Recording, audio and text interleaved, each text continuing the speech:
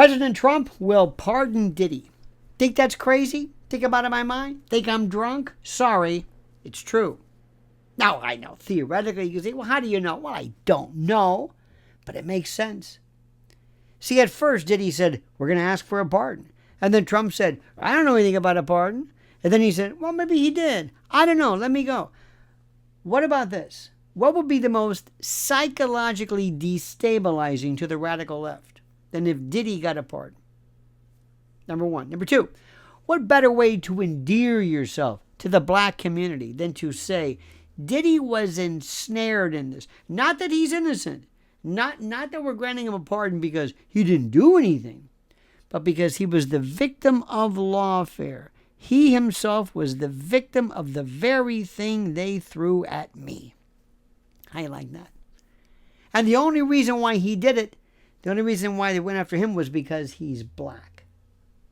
You don't think that would make, oh my God, they would love this. Love this. Beyond anything you could imagine. They would love this. And it's true. And remember, he was acquitted of sex trafficking, acquitted of racketeering, and this Mann Act violation is ridiculous. Bringing people back and forth for... It's stupid. It's white slavery. He's not a pimp.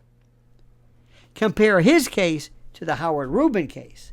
The Howard Rubin case with this guy who kept women in dungeons, who beat them mercilessly. Oh my God, it's just, there's no end. There's no end to this story. And think about this. Think about what we're talking about right now. We are talking about something which is so incredible. We are talking about a case that is going to be memory hold before you know it. It's going to be forgotten. It's going to be slipped in and slipped in the between the cracks, so to speak. It's going to be like the most brutal thing you've ever seen in your life. Mark my words, ladies and gentlemen. You see, there's one thing about Trump. Trump knows how to do everything to just upset the apple cart. That is what he does. Whether you like him or not, whether you voted for him or not, I don't care. It's up to you. You can exercise your own ability. But what I'm telling you is that this is something bigger than anything you can imagine. Listen to what I am saying, dear friend. Listen to what I am saying. The amount of consternation that this would cause is out of this world. And if you don't believe this, if you don't believe me, if you think I'm just, I don't know, exaggerating, you don't know how this thing works. You see, Trump is a revolutionary. He's a radical. He does things that nobody else does. Many of them stupid. I'll be the first one to tell you. And this is not a pro-Trump. This is not the purpose of this. This is a legal argument. And I'm telling you, legally, do not be surprised if he grants him a pardon.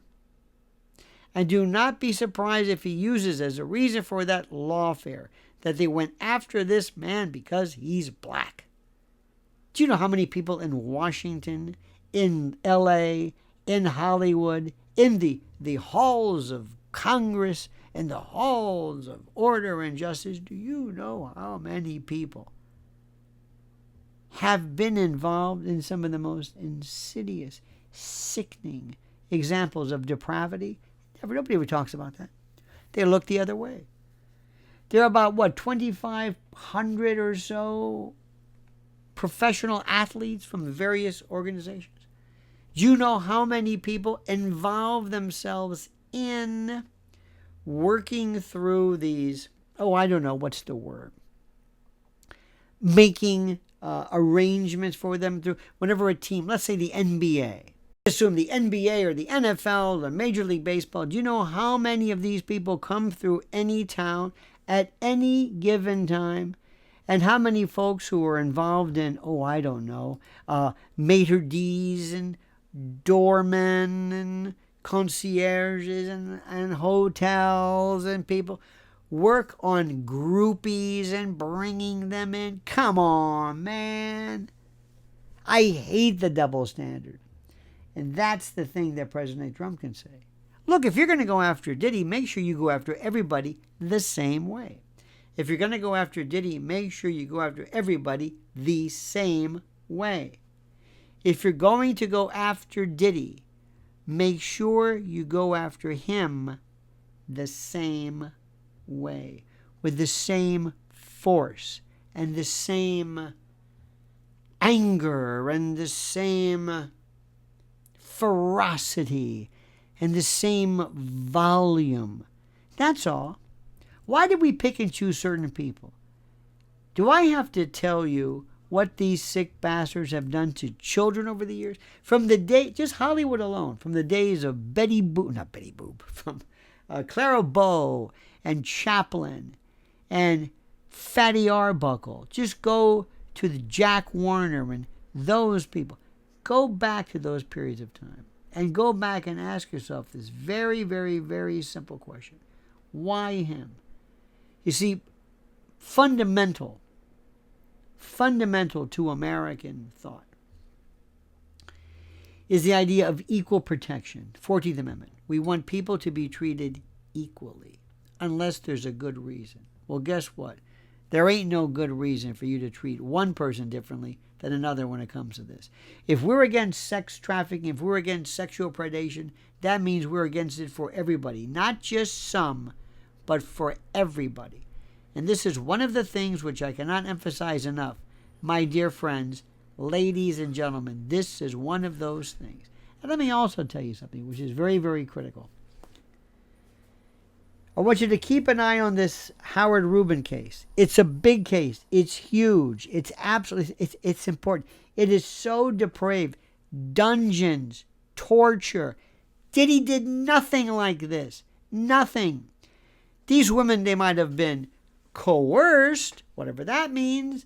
And I'm not saying it didn't happen. They might have been cajoled, wheedled, pressured. This is a different story. Pay attention to what I'm saying, my friends. Pay attention to what I'm saying. Do me a favor. Like this video. It really means a lot to us. Subscribe to this channel. 80-something% of the people who watch our videos don't subscribe. And make sure you hit that little bell so you're notified of live streams and new videos. And whatever you do, comment on this. I'm going to put up questions for you. Go to the comment section. What do you think about this? Comment, comment, comment as you see fit.